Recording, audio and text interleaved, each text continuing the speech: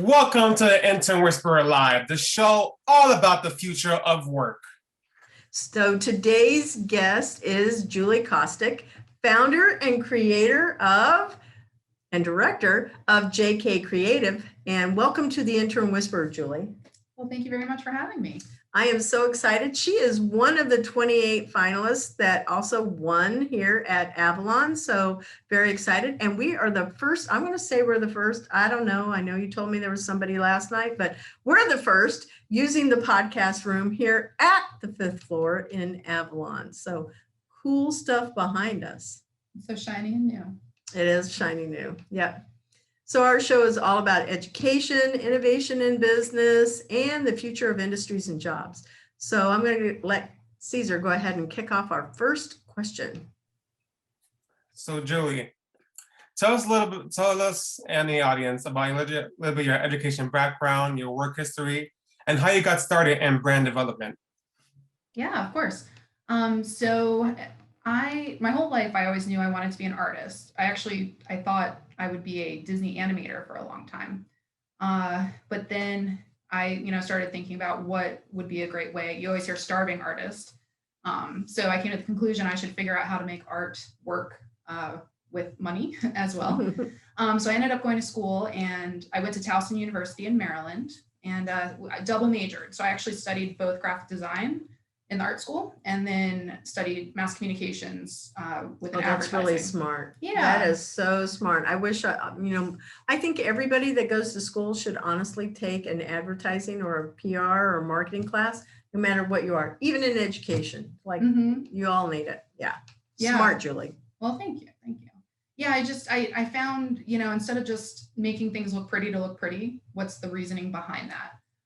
So that I feel like was a really solid starting point. And then, most of my early career was spent in the advertising agency side.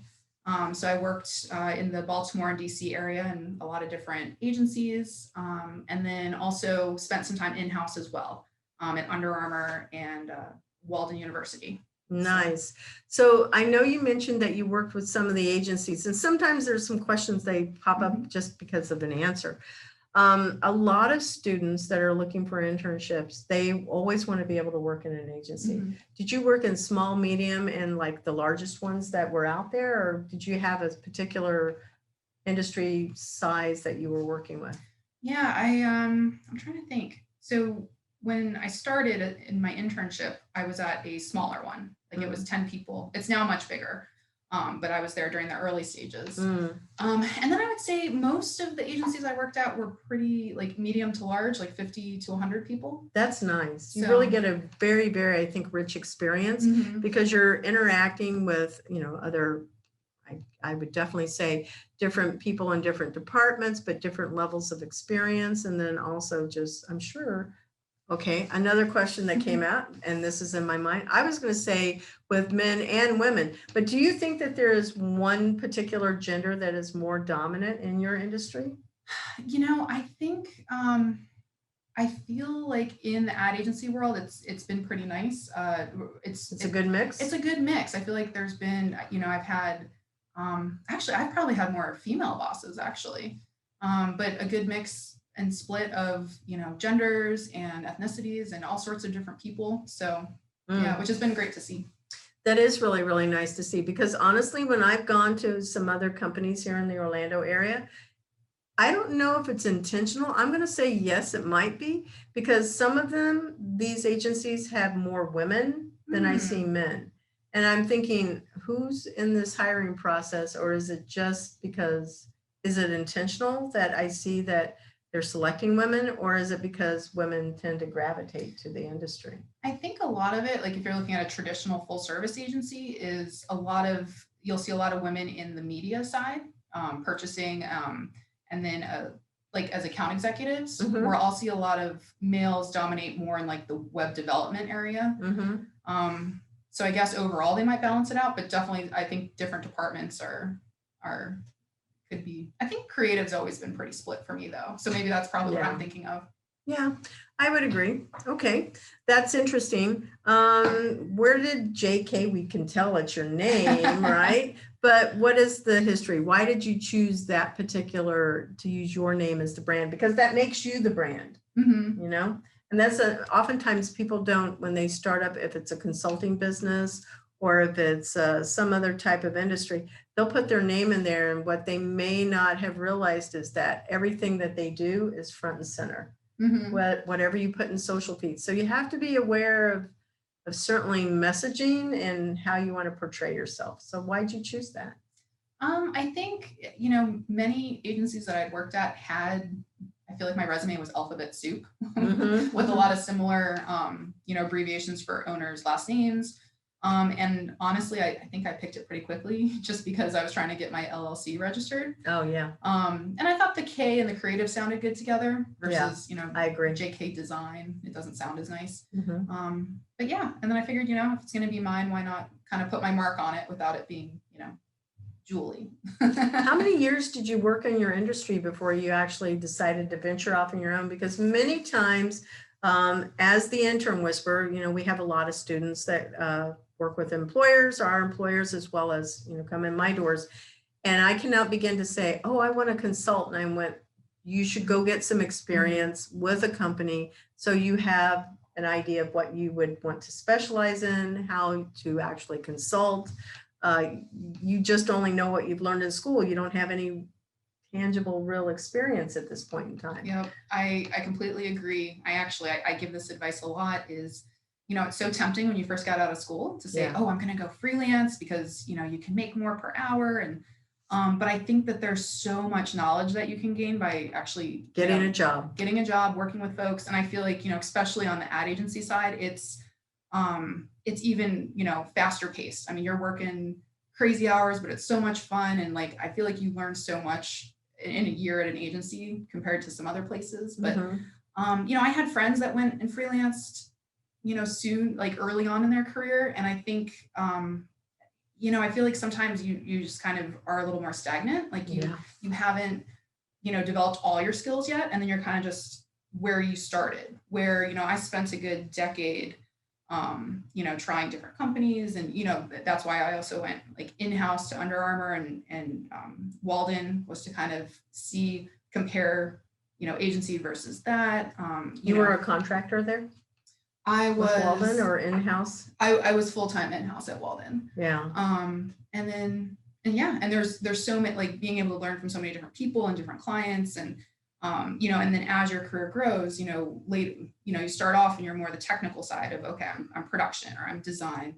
But then as you move along, getting that management experience, how do you, balance finances and plan, art Like direction. do on your shoots. first invoice, right? Like there's so much that you don't know when you're over there Yeah. on that side of freelance, like what you were just saying. Exactly. So I think, for me, it was, I finally hit that point where I was like, okay, I feel like I've learned that breadth of knowledge that I need to be a successful business owner. So I find it very insightful that you also mentioned that you wanted to shoot for like about 10 years.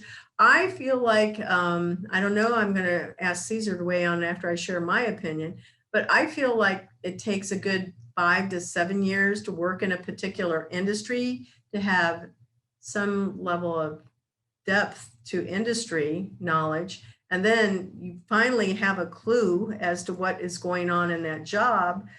When I worked for the Nature Conservancy, I've shared this on some other shows, is that their philosophy was it takes 2 years to definitely learn your job, learn the company, and be able to do it with a reasonable high level of expertise.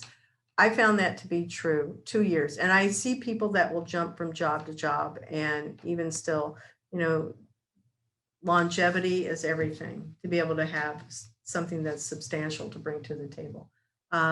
Caesar, what do you think about our conversation so far? You have thoughts? Yeah, that's true. It does. I know from experience. Like I know I used to. The company I work for now. I worked for them 4 years, and when I was starting out, I was really like wasn't really in the groove with it. But now I'm like more because I've been working there for like more than over 3 to 4 years. So it does take a little more time than what you feel comfortable with. Because like at first you're like, what am I doing here? I don't know what I'm doing. Do people like me or like, oh, am I doing the right thing? All that nervousness, anxiety that hits you, but like the more you do it, the more you get used to doing it. Like, cause you're in your groove. Confidence. You know, you're confident, you know what you're doing, you know what your job is, you know what you gotta do every day, in and out. So so it is. I do agree. Like 5 years, I think 10 years, probably like that space where like you get like that confidence where I know exactly what I'm doing. I know what I'm going to do when I get to my office. Like, so it does take a minute to like get in the groove. So, Julie, tell us about the services that JK Creative provides and who your ideal customer would be. And if you want to, also any of that startup story, because you mentioned finances and having to navigate things that you didn't learn in school. So throw it all in there if you would like. All right. Yeah, so I think just, having an agency background, I feel like that's kind of carried over into JK Creative. First and foremost, I feel like we're founded mostly with design. Mm-hmm. So with that, we work on a variety of projects, everything from logos and branding to websites, print work, social media, and then even some like more interesting things like environmental design, food packaging. So there's definitely that variety that we like to do. And then the team kind of expands into some other roles too, as far as, web development, SEO, copywriting, kind of all of the creative things. Yep, that's necessary.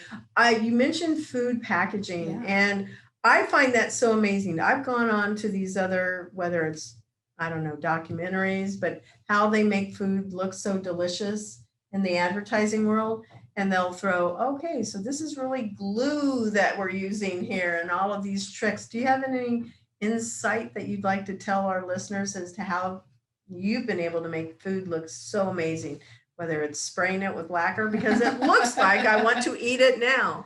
Food photography is definitely an art form, and there's a lot of weird non-food things involved with making it look good. Mm-hmm. Yeah. So how do they make meat look like it's right off of the griddle? That's one of the things that I was wondering. And I don't know if it's like spraying it with, I don't know, something to make it look like it's all bubbly. Yeah, I feel like I knew this at one point, but yeah, it's usually not hot meat. Right. But they spray it so it looks juicy, and then I don't know, there's also like a lot of different tricks. I know like glue is used a lot of the time for like the milk mustache. That's a classic example. Oh yeah, that is so true. Yeah. And I think that, well, I'll go down that path way too long. But anyway, I think food packaging is super, super interesting. So what is one of the most favorite and interesting shoots that you've actually done? I would say when I was at Walden University, we were doing a campaign talking about, they were targeting people that were kind of leaving their career, kind of getting into retirement stage and wanting to go back to school to become a professor, that kind of role. So we worked on this big social media campaign that required a photo shoot.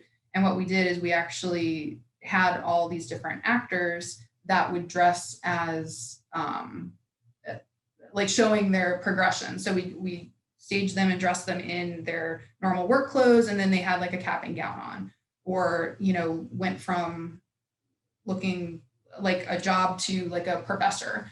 But it was really interesting because we had to stage them in precisely like the same place and then redress them. Mm-hmm. Oh. And then we shot all these pictures, and then on the other end we had to kind of line everything up so that we could morph them. So they kind of slowly faded from one to the other. Oh, that sounds super interesting. So we go from being a classroom student, and then we go to graduation, and then it might be the first job, and then I don't know if they end up looking a little bit different, but then they are becoming an adjunct professor. Mm-hmm. So like 4 stages is how I could see that. Yeah. Did you try to make them age? Not so much age. It was more in the hairstyle and like the costuming, like the one man look. It was funny. He almost looked like he reversed because he was in like a business suit from his day-to-day job. And then we morphed him into, like a nice professor jacket, holding books with glasses on. Mm-hmm. And then the background morphed too. But that was kind of cool, kind of creating this idea with, motion. And transition, mm-hmm. really a transition in life. That would be really, really interesting. Yeah, I could see something like that working really obviously in the education sector. Something that I've seen that happens in the side of either creatives, whether it's the game industry or if it's video or if it is in software developers, is they don't seem to have very much of a change of wardrobe. They pretty much come in either all black or they come in with some type of a graphic design on a t-shirt and jeans. I can honestly not tell the difference. And I think that would be the challenge, is to make them look like they were not a student anymore and now they're a developer. And I'm going, pretty much that would maybe be better equipment. Maybe, I'm not sure. Same wardrobe. Yeah, because it's like they're wearing the same clothes. I know that was one of the questions that Michelle, who's director of operations and growth with me here at Intern Pursuit, she had said, well, how come when the students are on meetings with you, they don't actually, like one was in a muscle shirt, and she said, why is it that they're not dressed up? And I said, well, it's not the interview.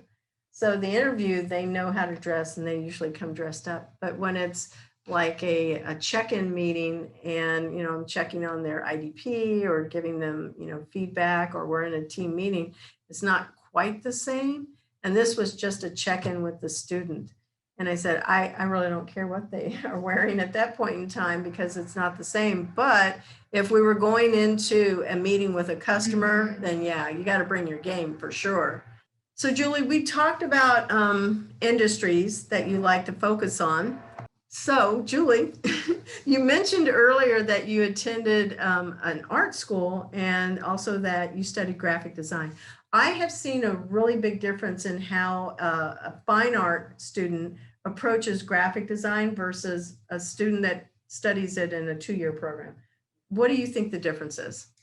I think, you know, with the program I was in, you know, we definitely had that foundation of art. You know, we did all the drawing and painting and sculpture and to really give us that good base before we got too far into the computer aspect. And I actually remember being really frustrated in school at first because I would have these great, you know, ideas in my head and I didn't know how to get the computer to do what I saw. So that, you know, getting over that hump was really, really challenging because, you know, you draw and you just draw, but learning how the mouse and all the programs work and it was just different. But I think, you know, I think there were definitely folks in my program that still kind of had that fine art feel, like they, you know, would make really interesting graphic design art. But I think the students that were really successful are the ones that did kind of think more commercially about it. Like, who is the audience? Why are we making this? What's the purpose? Where, you know, fine art, you're usually, you know, doing it for you. Like, I agree. I so agree. So I could definitely see the difference in how they would present something to me. And I'm an art wannabe. I took a lot of art classes, you know, in school. One of them at University of Florida, my first 2 years, and they threw a bunch of paper bags up on a stage and they said, okay, sketch them. And you got to get the lines and the shadows and the creases. It was ridiculously hard. And I went, this is hard. I am not going to be able to be an artist because I was passionate about it, but not enough to try and learn the skills. And I think that people are kind of born with that skill, honestly, and they can do it better than somebody like myself. But then at Rollins, where I graduated from my last 2 years, I took every art class. So I took, you know, sculpture and painting and everything that you just illustration. And I took them and I was still going, I love it, but I know I'm not that. But it did give me a deeper appreciation of just the art process. And so then when I started working with graphic designers, it is more focused on things that are exactly for print and then also for web. But how they approached it was very different because it wasn't as hands-on. You're definitely interacting with a machine. So the results are different. What I learned from them is how some colors look on the screen are not, you know, may not work for print. Whereas print, you know, you can have like fluorescence and neons. and they look great in print, but they look horrible on the screen. So I learned so much from that process, and just from those people, that I felt like, wow, this is, you know, a whole level of school. But how they demonstrated that skill was the artist, the one that was really an artist. I think that they took more time to make sure that the measurements were more exact, that there was depth and richness to us that I had not seen before from somebody that had I'm going to say a 2-year degree, but I don't know. Can you have a 2-year art degree, just like fine art? I think it's like a 4-year degree, but I really don't know. At your school, was it? My school was all 4-year degrees. Yeah. And I know art typically is. Yeah, and I know a lot of folks would transfer into, like, many would have a 2-year graphic design degree and then move into the 4-year. And I definitely recommend. I think the 4-year gives you more of that, like, balance. I think, like, the art with the skills, where I think the 2-year, it's really hard to get all that fit in. Like, and truly, I think it's, you know, school will get you so far. Like, you learn these. Learning the programs and the tools, that's kind of more on your own, like playing around. Like, really in school, what you're getting is that guidance from the teachers to, you know, start finessing your art and expanding your thinking and really getting used to the critique process. So I think that's a huge part, is, you know, really getting used to, you know, people telling you what to change. Oh yeah, and being open to feedback and not taking it personal. Yes. Because I was an English major, and so if somebody came in and, you know, it's like so personal for anybody that was a writer, like, oh, this is what I wrote. No, that's feedback, and that's valuable, and that's money. So you need to pay attention to what other people are saying, because you're not writing for yourself, you're writing for an audience. And then the other thing that I found very interesting about graphic designers is I could tell what their personality and their interests were based on how they designed their logo and the color palettes that they selected. Oh yeah. And so then I began to think, well, how much of your personality, your preferences are a part of that process of when you work with a customer? Do you see that you can give the customer, okay, you're not a game artist, so I'm going to use that, because that's a completely opposite side of it. So do you think that if a game company came to you and said, okay, we want to have something that's super edgy, it needs to have these colors and all of this, that you can do that? Or do you feel that you have a particular industry or a particular kind of customer that you gravitate to? Because I think I would be the latter. I'm going to choose the ones that are going to be low-hanging fruit, so to speak, and easy for me to work with, because I know I'd be able to hit it like this. What do you do? What do you think? You know, I think there's a lot of graphic designers that, you know, develop a style and kind of stick in a certain niche. I think, you know, our client base has been so varied that we really have had to develop different styles. I mean, you look at someone like Under Armour, and it's like, that's, you know, this kind of more strong edgy colors, fitness, like really, you know, almost like a masculine font to it. Where, you know, other clients have been more colorful and, you know, scripty fonts. And then we have other ones that are more corporate. It's got to be clean and you know, not too simple, playful, you know? Yeah.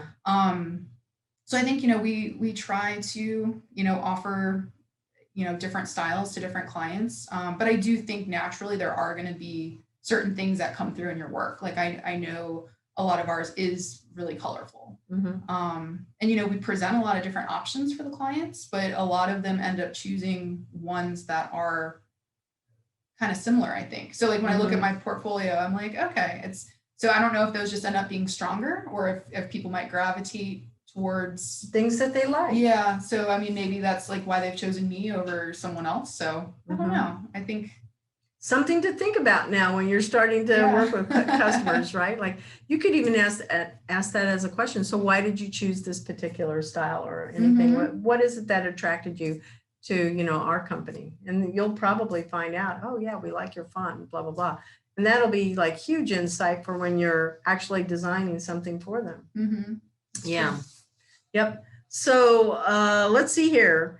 We talked about the specialties and your favorite project, and then, what do you think are some of the keys to branding? Oh, okay. That's a great one. That's Caesar's question. I just stole it right from him. Yeah, it's funny with branding. You can ask a bunch of different people, what is branding? And you get a bunch of different answers. So, I mean, obviously, you know, a logo is a big part of that. When we work on a branding project, that's where we start. You know, and So does one color, should people use just one color? Because that was a question that I had with, you know, somebody else that we were just met earlier. And I have white, black, and a red. And then we have a primary color palette, and then we have a secondary that we can use to play with. So I know that the more colors that you add, it can be some complexity, and it certainly is more costly with the printing of it. However, I didn't think that you had to choose just one color as a brand to make a brand. I thought it could be so the key is you want to start in one color when you're developing, because you want to make sure that wherever you go, how is it going to work when you're scaling it back to, you know, screen printing a t-shirt or putting it on a promo material. You at least want to think about, how does that work? Oh, okay. And then, so we always work on all of our initial logos in black. And then that way also, you know, as clients are looking at them, they're not getting swayed because this one's green or that one's red. You know, it kind of levels the playing field. And then from there, we do, you know, color exploration and look at a variety of palettes. And then from there, we actually do the same thing as you were saying. You know, we have the primary, we try to keep it to just, you know, a couple colors. Then we have secondary, which is a little more expanded. And then we'll usually throw in accent colors too, because that's important if you're doing digital work. You know, you want to be able to pop a color, the button to do A/B testing, that kind of thing, just to give you flexibility down the line. So that's really, really good counsel there. So when you mentioned something else, let's see, there was another question that popped up. I don't know, Caesar, if you have a question, but feel free to just let me know, because you know that I will dominate during this time that we have. Did you have a question? No, I think I'm good. Okay, that's fine. I just wanted to make sure that I gave you a minute there. So back to the branding side. Media kit, I don't know if you know the answer to this, but there's media kit and press kit. Is there a difference? To me, I thought they were the same, but I've gone to some websites, and so it'll say media is their logos, it'll be their style guides, it will be their fonts, and then there's something else that's in there. And the press kit is normally anything that's, you know, an announcement. Are they treated differently? Because like, I have a style guide. I have a style guide for my print. I have a style guide for the web. And then we have a style guide for our academy. So they are all the primary and secondary. And now you threw accent colors. I'm going, I don't know. Now we got to go back and think about accent colors too. So the colors are consistent, you know, through all of that. And I thought that was partly what branding was, is making sure that the use of the font and the colors is consistent in all print and digital and social outlets. I don't know. What advice could you share with our listeners about all of that I just threw at you? Yeah, I think, you know, branding is really any touch point that your, you know, current customers, potential customers, anyone out there is going to see and see a representation of your company. So, you know, that's everything with logos, the typefaces you're using. And that can get a little tricky because you may have an awesome typeface on your print stuff, but then you have to scale that back to something more simplistic for, you know, a Microsoft Word letterhead template or, you know, an email. You know, you want to look at your messaging. You want to look at, you know, what are all of those templates, if you will, like from an email signature to, you know, PowerPoint to, you know, I think when I hear press kit and media kit, I definitely think more of a traditional, you know, press release, or this is our document that's kind of about us and our statistics, where I think I probably use the term more like brand style guide, brand kit, that kind of thing. But yeah, and then even just, you know, even in your office, like using your color palette through your design and decor, or yeah, it's, you know, it's the more you can be consistent and carry it through everything, the more strong your brand is going to be, and the more, you know, professional and well represented your brand is going to look to everyone out there. Yeah, I know that one of the other guys down at another place where I work out of, he felt that branding is everything, and that if you don't need to spend money on ads. I would disagree. It's a big noisy market out there.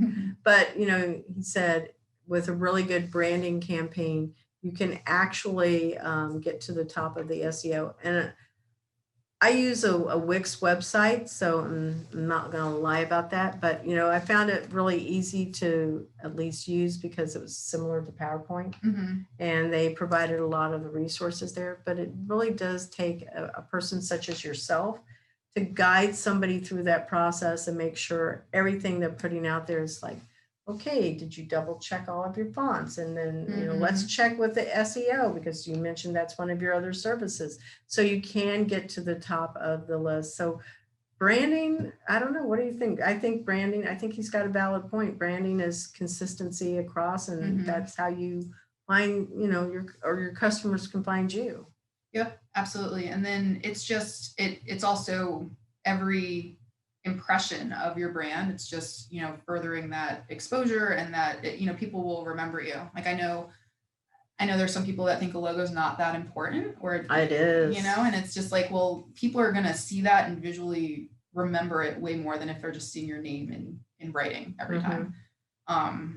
And yeah, and I think, you know, for a lot of our clients, we do, you know, it's a lot of like not fun stuff per se, but it's important stuff. You know, we're actually rolling out a bunch of things right now for a client where their brand got messed up. All their colors were mismatched because someone, that's horrible. Between their PMS and their CMYK and their RGB, all the blues were all over the place. And so they're like, what is wrong? Everything looks wrong. And so we're taking it back to the basics and getting it all sorted out. Yep. And so we're rolling out Canva templates for them so that they can continue using, you know, they start with a design that we do, but then they're able to kind of take ownership of that and not have to come to us for everything. That's good. Yeah. Oh, so a blend of technology. Hey, Caesar, while we're talking, would you pull up Julie's logo and her website, just so our viewers and listeners can, you know, certainly know where to find it? And then you can kind of switch around between those great pictures of some of her work that she did. And then I'll let Julie kind of chime in here on some of those great images that she provided to us. So while you're talking about that, I want to go back to Canva. So we use Canva, and they have so many great templates. And I like that you're being really thoughtful about a customer's budget. And I think that is, I haven't encountered anybody that did that. So I would think that would be part of your unique offering that you're bringing to everybody, is like, here's some things, we'll show you how you can do this for yourself, and then you can run it past us, and you keep your client for life then, I would think. We do keep a lot of clients, and I think it's, you know, at the end of the day, we want to help our clients succeed. And there's a lot of designers out there that are like, oh, I will not touch Microsoft PowerPoint. I hate it. Yeah. And it's like, it's not the, you know, glamorous design, but it's, at the end of the day, it's something that is really important for certain businesses to function. So we'd rather, you know, make sure that we're giving them a really well-designed PowerPoint that's easy to work with and they're happy. And same thing with web.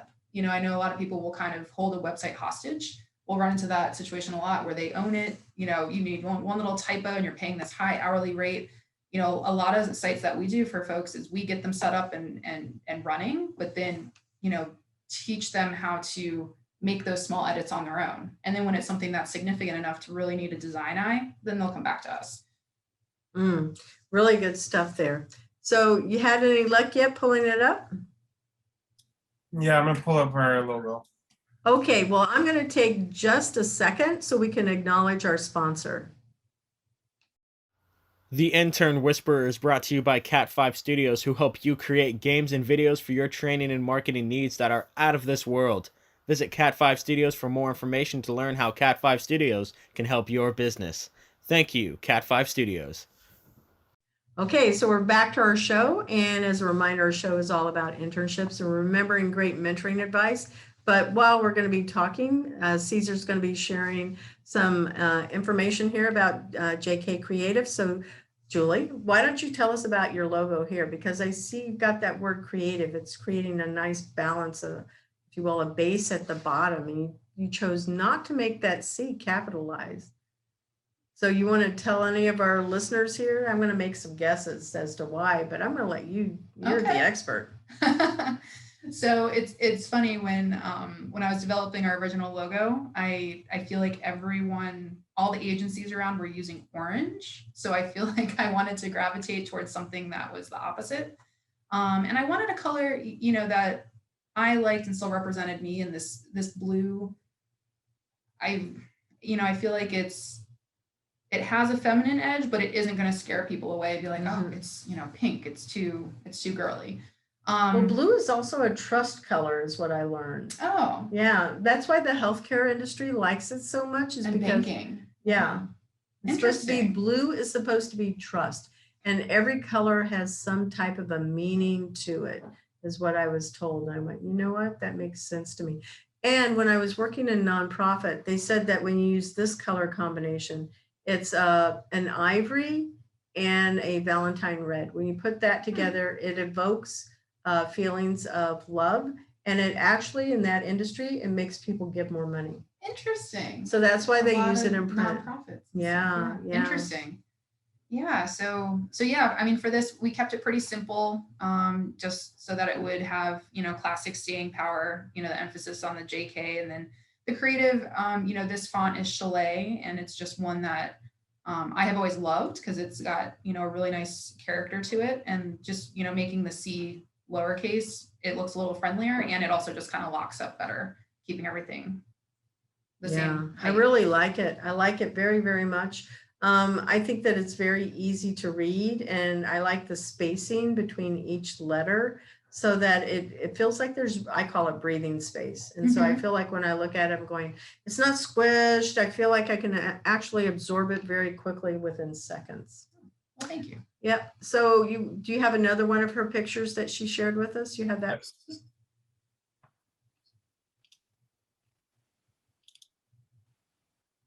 Ooh. Oh, So you've got a nice variety pack here for us. yeah. So go ahead and walk us through this. Yeah, so this was one of our clients is the Cleaning Authority. So some might be familiar with them. They're a nationwide, professional cleaning company. So they had really depended on direct mail for a long time, and they reached out to us and wanted to kind of revamp it and see what they could do. So this was it was a really fun project because we, got to concept so many different things, like just crazy ideas of how to get people to pay attention to this mailer and be like, yes, I think I need house cleaning. So we worked through, tons of options that then rolled out into direct mailers, social media campaigns, emails, all of that good stuff. And then actually they saw a really good uptick with the direct mail. One of the ones that we designed, it outperformed everything else. Sales went up. So that's always really rewarding. That's good. Yeah. And then when it shows up in your own mailbox, you're like, hey, I did that. That's pretty cool. Yeah, super nice. Yeah, and there's that. It's so funny because I have a PC and you have a Mac, right? And so it looks entirely different on our screens, at least on my screen. And I'm looking at yours going, wow, it's so really beautiful and colorful over there. I'm not as happy with it on my screen, but I do like it on the Mac for sure. The Life is Sweeter. All of these are for the same customer, right? So cat naps, and then we have all of these products that are here, and then the cupcake.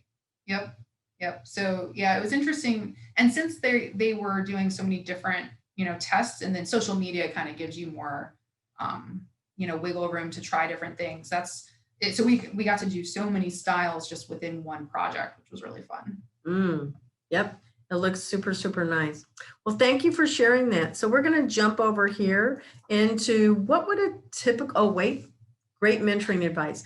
What was the best mentoring advice that you ever received, or that you would like to share with our listeners? Yeah. And it can be both, honestly. I think, something that really, I've had so many great mentors, like so many great, female bosses to look up to, and, talented artists. I think, I always really appreciated the ones that took the time to, pull me aside and really coach me versus just, big red Sharpie, fix this, Don't tell you the why. Yeah. And actually somebody gave me a book once. It was called, oh my gosh, it's not how good you are, it's how good you want to be. Oh, nice book. And I like it. think, I think that's such really good advice, because it's, especially in a creative field where, we were talking about your art is kind of an extension of you, and it's hard to take, critique and all that, but really embracing that and being like, what are all the things that I can do to keep continuously making my work better? And just because, you're in this particular job, in this particular role, and you feel like you're not excelling, it doesn't mean you can't. And just keep striving. If you want to be, an award-winning designer, keep, working on your craft and, find the right fit where, that's going to work. And sometimes it takes a little bit of time, it's, you get out of school and it's, you're not going to be in your dream job a year out. It's going to take some time, but just knowing that opportunity is out there. And I've seen a lot of people do really well just by continuing to believe in themselves and shoot for what they want, not, getting stuck on some path. I agree. So I remember you telling me that you had, you've used interns before, they've come and worked with you, and that you had a really great inspiring story is that you ended up hiring one. So what would a typical day look like for an intern to work with you in your business? And let's start with the person that you hired. Yeah. So shout out to Michaela. Yeah, that's the purpose there. Give her some recognition. So yeah, she was one of my early on interns. I've had quite a few design interns over the years. And, at JK Creative, we know we want it to be like a give and take. Like, as much as it's nice to have help on the team, at the end of the day, I really do enjoy mentoring and, helping people hone their craft. So I think a really big balance to that is there's kind of like two things that I focus on. First off, I, want to know what the designer is strong at. Like, what do they enjoy doing? Like, let's say they really like logos. I want to make sure to throw them a couple logos and let them do, what they're good at. But then also figuring out, okay, where are you lacking? Have you done print ads before? Or, do we need to work on those? So like, let's, get you trained on that. So I think, it's definitely a balance. Like, sometimes it's work that's more production and technical, like, hey, we need to resize all these images, or, get this piece ready for print. And that's also a really important thing is teaching students how to package it. Yeah, because you don't really learn that in school. So learning all those little techniques of, what makes something quality and ready for press. And then, other times the project will be more conceptual, where, hey, let's go crazy and work on some cleaning authority, direct mail campaigns. And then just, when the opportunity is there for, I love to invite them to like client meetings, or, I remember one time, we were working on the holiday card, and it was a field trip to the mall so that we could, go get inspiration, see like, what's in the card shops or what's at stores. Cause you never know where you're going to find inspiration in like store windows or colors, or, and that's just an easy place to go where you can see a lot of different things at once. What I like is that you took them away from a computer, so they're actually out in the world and seeing what's, available and around them, because I think everybody goes, oh, look it up in their phone or look it up, on a computer. But my goodness, there's like, go look at the environment itself, the variety of greens that are in trees, and you can see the depth of it to really get some really good inspiration. That is good advice there for sure. And that's a really good point, is you'll actually find some of the best design work can be when you start off the computer screen. So if you're bringing in original photography, or you're hand sketching something and then turning that into vector and Illustrator, that's when you really create a lot of unique, your artwork kind of expands versus just starting in the computer program. Yeah. Get away from the computer as much as possible. And anyway, so we're going to take just a minute so I can give a tip of the week for our employers. The Intern Whisperer tip of the week is Department of Labor's criteria number 3. And I am reading it straight from the DOL criteria. The extent to which the internship is tied to the intern's formal education program by integrated coursework, or, and that's a key word there, the receipt of academic credit. And so what this means is for employers, some employers will say that they will do it for academic credit for the student. The student is paying the school money to take it as an elective class, And as such, for the employer, you want to make sure that you're providing a really good intern experience for them, because that student is paying money, and it may be an unpaid internship. If it is not for school credit, then the student is coming in as a volunteer, and that is totally acceptable also, as long as it is tied to that particular major that they are studying in school. So I would not bring a graphic designer in and have them do video work for me unless they are doing some type of a dual degree, is at the bottom of the line for our employers. So we're going to look at 8 types of graphic design careers that people can explore. So what do you think about this? We're just going to go over them, and it sounds like you're doing a lot of this already in your business. Marketing and advertising, you do that in your company, right? Mhm. Yep. Okay. Packaging design, that was that food item. Yep. Yeah. Web and user interface, you're doing that because you do web design. You're like the whole package over here, Julie. Print and publication, so you've got all of those great print pieces that we showed up on the screen. Lettering and type designer, tell us about that one. Yeah, so that especially I feel like in more recent years, hand lettering has become really Very, popular. like calligraphy, right? Mhm. Very popular. Or that the old letterpress typeset has been really inspirational, like a lot of wedding invitation designs or like really cool posters. So that's I feel like that if you have like illustration techniques, that can be like a really fun thing to get into. And if there's some people that's all they do because they're so good at it. So yeah, I thought that would be a fun one. Graphic illustration, well, we talked about the difference between fine art and graphic, so that was interesting. And then data visualization and infographic. So I love infographics. And I remember when I don't know, I would say like maybe 6-7 years ago, they became what I think was popular. They were probably out there forever long. It's just that now they've got this new name. Do you do a lot of infographics also? Yeah, I would say we do a fair share. And those are always interesting because, well, I think the term infographic gets thrown out a lot. Like sometimes people just mean like a graphic that goes on my website. Yeah. Which doesn't necessarily mean that. But when it's, showing the data, usually a true infographic it's like playing Tetris, trying to get all the pieces to fit and flow together. And they're actually kind of more complicated than you'd first think, because when you see them, they just, oh, that looks great. Like, but you don't know what went behind it. You know what I think about? I think about the game of life. Yes. To me, that's what it is, or Twister. And I'm sitting here going, okay, so I've got all of this information and I have to make it so that somebody is meandering around the path and they can digest it quickly, I think. Yeah, that's so funny.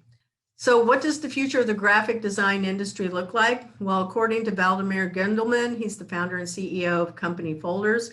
He says that the future of graphic design is going to be elevated to new heights by being fused with augmented reality and eventually 3D printing. Julie, what do you think?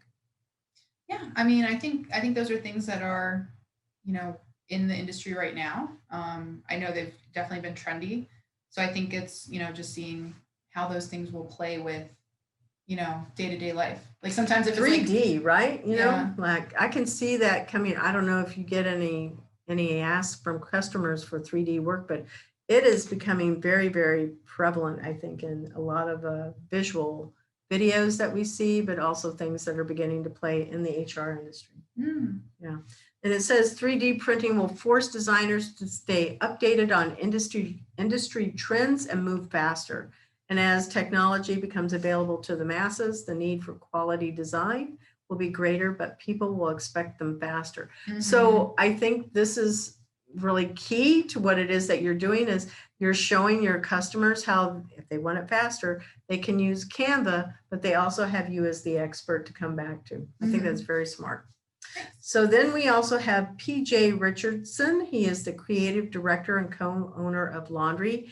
And in his predictions, I think this is very interesting. In 10 to 15 years, there's going to be a separation between technologically driven design and graphic nostalgia. And it's going to broaden. So books, posters, signage, they're still going to exist, but there's going to be some unusual twists. So think about signage as it relates to like Mars and how people come back to that.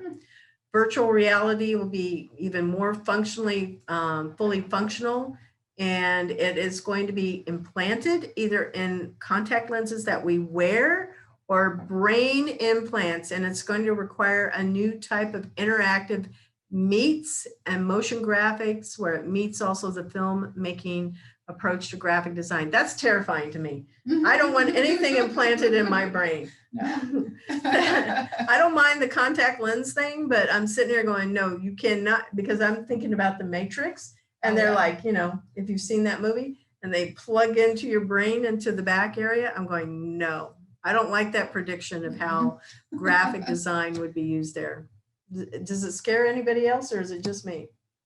Technology's been getting very like invasive, I guess. Yeah, right. It sure is. So, and then the third person is Calvin Carter. He's the owner and graphic designer and web developer at his company, Logo Mazing. He said graphic design will be more immersive in 10 years. Paper will be obsolete. I don't think so. I don't agree. Yeah, I agree. I think that people are tactile and they like to Mhm. touch stuff.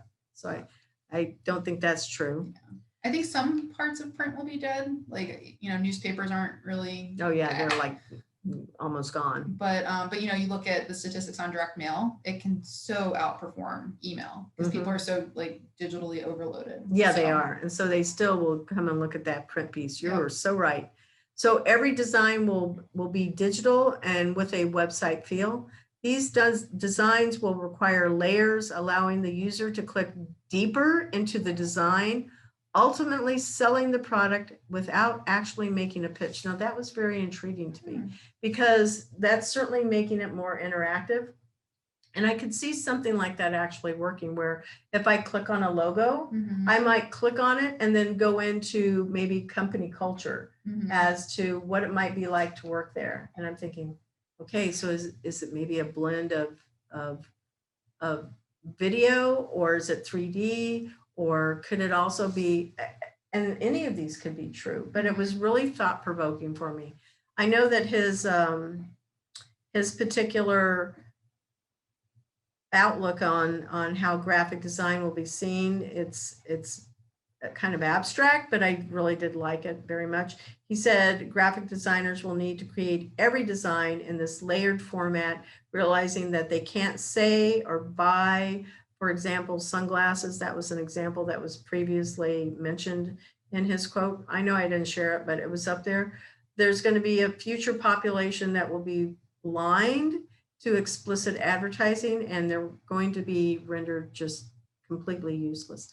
So I feel like print, yes. I think that it will become a more blended approach so that you have to be more in that 3D space or in animation. I think graphic designers will probably have even more specialization on their shoulders. Yeah, I would agree. Yeah.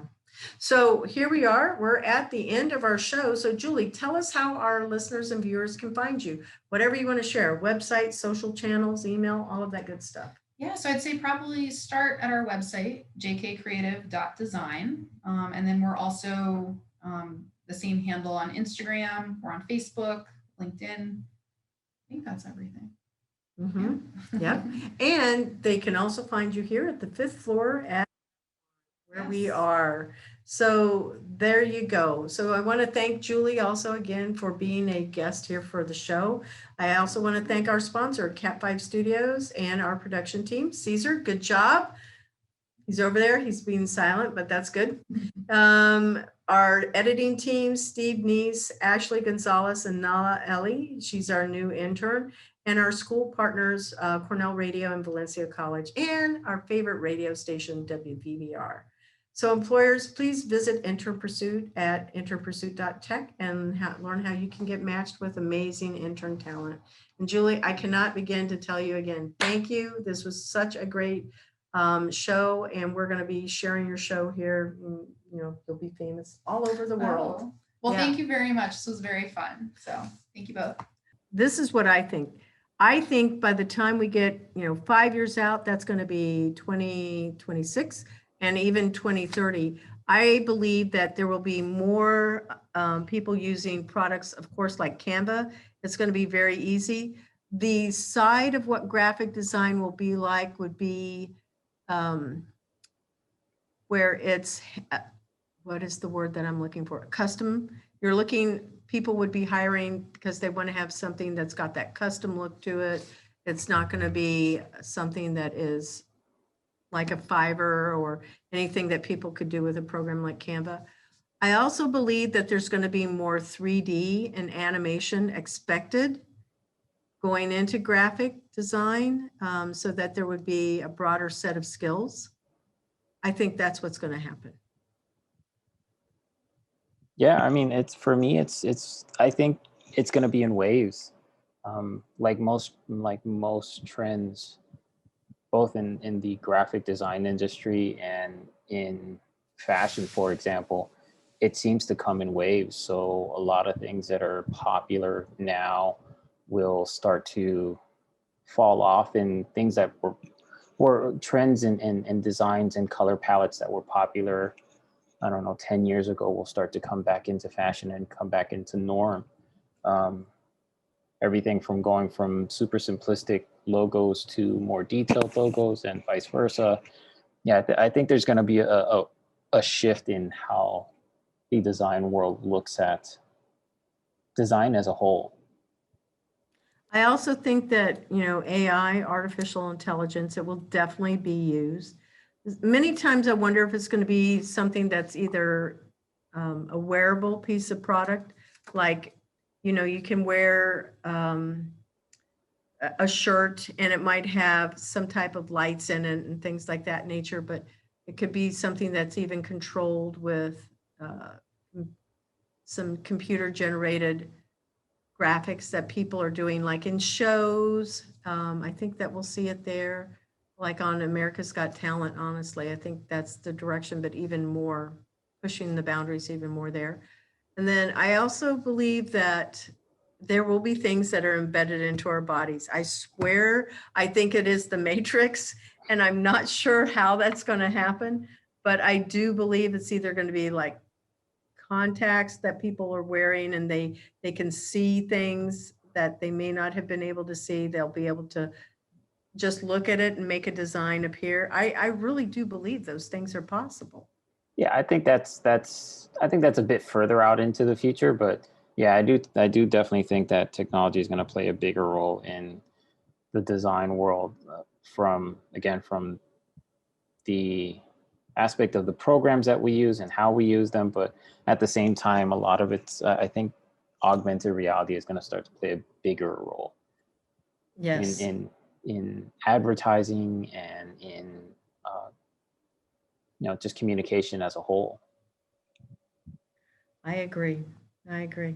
Well, thanks for spending time chatting with me on that one. Yeah, absolutely.